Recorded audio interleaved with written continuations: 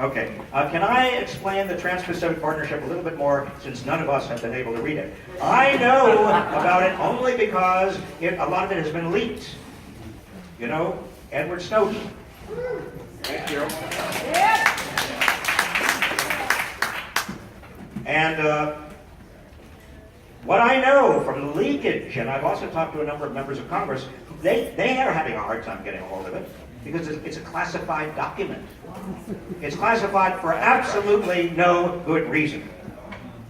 But it's classified. But I can tell you what's in it. Basically, it has stronger intellectual property protections for pharmaceuticals. That means that pharmaceutical companies can keep their patents longer and guarantee their patents in other countries. Number two, it creates a special court, if you will, kind of a out of any nation's jurisdiction, a special tribunal that allows global companies, even US-based global companies, to come there and basically say, we have been injured because this country's health or safety or environmental or labor or financial regulations have crimped our profits.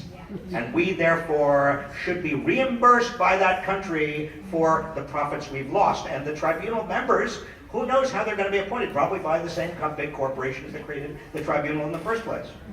Already, we have tobacco companies around the world using a similar provision that has been baked into other treaties to go after anti-smoking legislation in developing countries. And then we have obviously provisions that make it easier to move jobs abroad. Because you see, the more you protect the financial and physical assets of American companies abroad, the cheaper it becomes for them to outsource jobs. So if you think of this really as not a trade agreement, this is an investment agreement.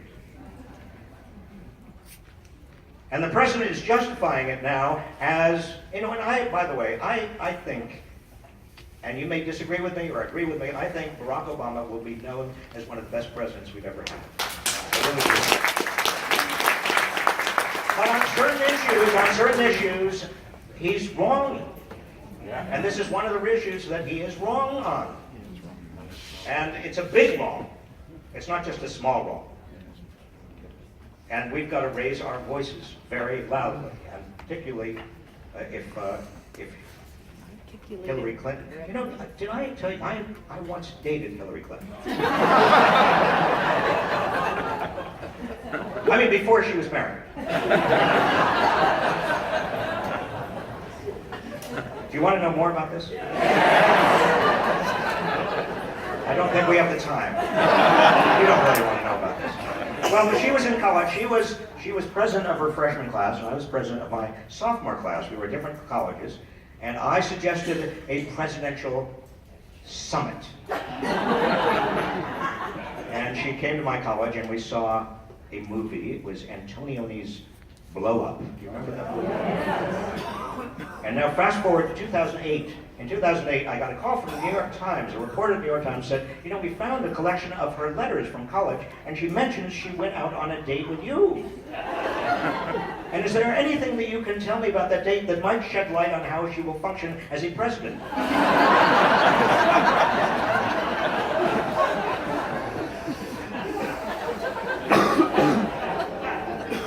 So with my tongue firmly planted in my cheek, because it was such an absurd question, I said, well, all I remember is that she wanted what seemed to be an absurd amount of butter on her popcorn.